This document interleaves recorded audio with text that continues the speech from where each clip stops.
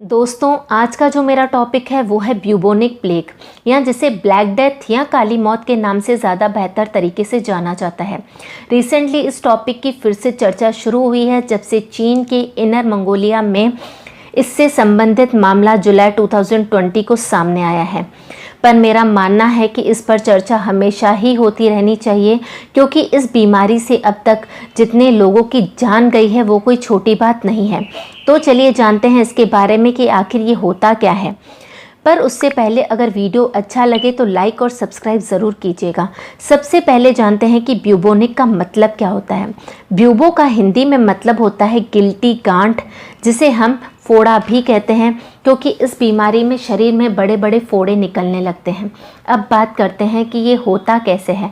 Actually ये बीमारी उन जानवरों की है जिनको हम रोडेंट एनिमल कहते हैं, यानी वो जानवर जो कुतरने की प्रवृत्ति रखते हैं, जैसे चूहा, गिलहरी, मरमोट। उनमें इस बीमारी के बैक्टीरियाज, जिन्हें हम हिंदी में जीवाणु कहते हैं, पाए जाते हैं। और इस बैक्टीरिया का नाम है यर्सीनिया पेस्टिस, क्योंकि इसको डिस्कवर किया था 1894 में अलेक्जेंडर यर्सीनिया द्वारा, जब हांगकांग में इस बीमारी ने अपना प्रकोप दिखाया। अब होता ये है कि इन जानवरों की बॉडी पर, या ये कहा जाए कि अधिकतर जानवरों की बॉडी पर कुछ फ्लीज रहते हैं जो इन जानवरों का खून चूसकर अपना सर्वाइवल करते हैं, जिन्हें हम हिंदी में पिस्सू कहते हैं। जब इन रोडेंट एनिमल में से किसी एनिमल की डेथ प्लेग के थ्रू हो जाती है तो इस बॉडी में रहने और खून चूसने के कारण इन फ्लीज की बॉडी में भी ये बैक्टीरियाज आ जाते हैं और फ्लीज की ग्रास पाइप को चॉक कर देते हैं। इस कंडीशन में ये फ्लीज भोजन नहीं कर पाते हैं जब तक वो इन बैक्टीरियाज को अपने ग्रास पाइप से हटा नहीं देते। उस समय अगर उनके आसपास कोई और जानवर हो तो वो उन्हें ही काटकर अपनी ग्रास पाइप को खाली कर देते हैं।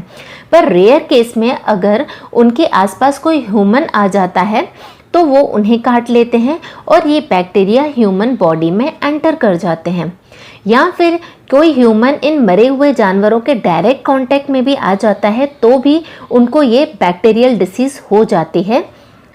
अच्छा, ये ह्यूमन टू ह्यूमन फैलती कैसे है वो मैं आपको आगे बताऊंगी। अभी मैं आपको ये बताऊंगी कि ह्यूमन बॉडी में एंटर करने के बाद ये कैसे फैलती है। ये बैक्टीरियाज ह्यूमन बॉडी में एंटर होते ही पास के लिम्फ नोड में एंटर कर जाते हैं और वहीं ग्रो होने लगते हैं। अब ये लिम्फ नोड क्या होता है उसको समझते हैं। जैसे हार्ट से निकलने वाला ब्लड आर्टरीज और वेन्स के थ्रू सारे बॉडी में ट्रैवल करता है, उसी तरह ह्यूमन बॉडी में एक और सिस्टम होता है जिसे लिम्फेटिक सिस्टम कहते हैं, जिसमें एक कलरलेस फ्लूइड बहता है जिसे हम लिम्फ फ्लूइड कहते हैं। ये बॉडी में उसी तरह ट्रैवल करता है जैसे ब्लड ट्रैवल करता है और हर एक उस टिश्यू और सेल तक पहुंचता है और वापस हार्ट में आकर मिल जाता है। अब इस सारे सिस्टम में बीच बीच में कुछ नोड्स होती हैं जिन्हें हम लिम्फ नोड कहते हैं। जब भी हमारी बॉडी में कोई इन्फेक्शन हो जाता है वायरस या बैक्टीरियाज के थ्रू, तो ये नोड्स सेल क्रिएट करती हैं जिन्हें हम WBC या वाइट ब्लड सेल्स कहते हैं, जो इन बैक्टीरियाज या वायरस से लड़ने का काम करती हैं, जो हमें इन्फेक्शन दे सकते हैं। कह सकते हैं कि ये हमारे शरीर की रोग प्रतिरोधक क्षमता है और हमारे इम्यून सिस्टम को और स्ट्रॉन्ग बनाती हैं। 700 to 800 लिम्फ नोड्स हमारे सारी बॉडी में फैले होते हैं, बट इनकी इंटेंसिटी गले के सराउंडिंग एरियाज में, आर्मपिट एरिया में और रिप्रोडक्टिव या जिन्हें हम जेनाइटल एरिया भी कहते हैं वहाँ पर ज़्यादा होती है। ये बैक्टीरियाज इन लिम्फ नोड में एंटर कर जाते हैं और वहीं पर ग्रो होने लगते हैं। जैसे जैसे ये बैक्टीरियाज और ज़्यादा ग्रो होने लगते हैं, इन लिम्फ नोड में सूजन और दर्द होने लगता है और एडवांस स्टेज में इसमें पस भरने लगता है और गहरा घाव बनकर उभरकर बाहर की ओर आने लगता है। इस टाइप के घाव रिप्रोडक्टिव एरिया में ज़्यादा देखने को मिलते हैं। 1 से 7 दिन के अंदर इसके लक्षण बॉडी में दिखना चालू हो जाते हैं।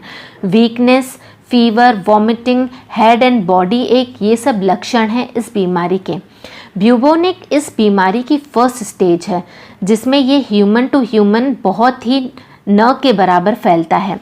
क्योंकि ये एक बैक्टीरियल डिसीज़ है, इसीलिए इसका इलाज एंटीबायोटिक्स के थ्रू और सपोर्टिव सिस्टम के थ्रू किया जा सकता है।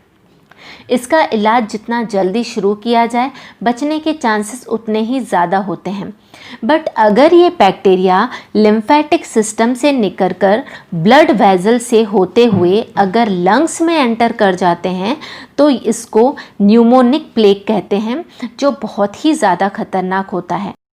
इस स्टेज में इंसान को खांसी होती है, जिससे जो ड्रॉपलेट जिसमें ये बैक्टीरियाज भी होते हैं शरीर से बाहर निकलते हैं, उससे ये सामने वाले इंसान में भी बैक्टीरियाज एंटर कर जाते हैं और यहीं से ह्यूमन टू ह्यूमन ये प्लेग फैलता है। इस स्टेज में अगर 24 घंटे में मरीज का इलाज न किया जाए तो उसकी जान भी जा सकती है। अगर ये बैक्टीरियाज ब्लड वेजल से होते हुए सारी बॉडी में एंटर कर जाते हैं तो ये 3rd स्टेज कहलाती है, जिसे सेप्टिसेमिक कहते हैं, जिससे बॉडी में गैंग्रीन होने लगता है, जिसमें टिश्यूज़ का डिस्ट्रक्शन होने लगता है, किसी पर्टिकुलर एरिया में ब्लड सप्लाई बंद हो जाता है। ये ज़्यादातर हाथों और पैरों की उंगलियों के आसपास होता है, जिससे वहाँ का एरिया काला पड़ने लगता है, इसीलिए इसे ब्लैक डेथ भी कहा जाता है। अब बात करते हैं इसके इलाज की। तो दोस्तों, जैसे मैंने पहले बताया था कि एंटीबायोटिक्स और सपोर्टिव थेरेपीज़ के थ्रू इसका इलाज अगर अर्ली स्टेज में कर लिया जाता है तो बहुत ज़्यादा चांसेस होते हैं कि सामने वाला इंसान बच जाए, लेकिन 2nd और 3rd स्टेज में होने पर बचने के चांसेस थोड़े कम हो जाते हैं। बात करते हैं इसके वैक्सीनेशन की। तो इसकी वैक्सीनेशन है, बट ये सबको नहीं दी जाती है। WHO रिकमेंड करता है कि ये वैक्सीनेशन उन्हीं को दी जाए जो हाई रिस्क वाले एरिया में रहते हैं, जैसे लेबोरेटरीज में काम करने वाले या फिर ऐसे इंसानों को जिनका संक्रमित इंसानों के संपर्क में आने का चांस ज़्यादा होता है। अब बात करते हैं इस बीमारी ने कब कब और कहाँ कहाँ तबाही मचाई है।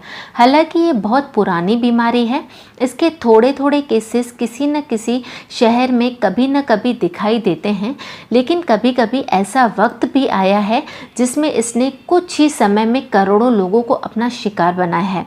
ऐसा ही एक समय 14वीं शताब्दी में आया था। यहाँ पर लगभग 2.5 करोड़ लोग यानी यूरोप की कुल आबादी का 1/3 हिस्सा इस बीमारी के कारण मारा गया था। 1664 से 1665 तक लंदन में इसने अपना प्रकोप दिखाया और लगभग 68,000 के आसपास लोग प्लेग का शिकार हुए। 1720 में मरसोई में 37,000 लोग इस बीमारी की बलि चढ़ गए। इसके बाद माल्टा, वियना, मिस्र में भी इसने अपना प्रकोप दिखाया और लाखों लोग इस बीमारी से मारे गए। 1898 से 1918 तक भारत में भी लगभग 1 करोड़ के आसपास लोग इस बीमारी से मारे गए।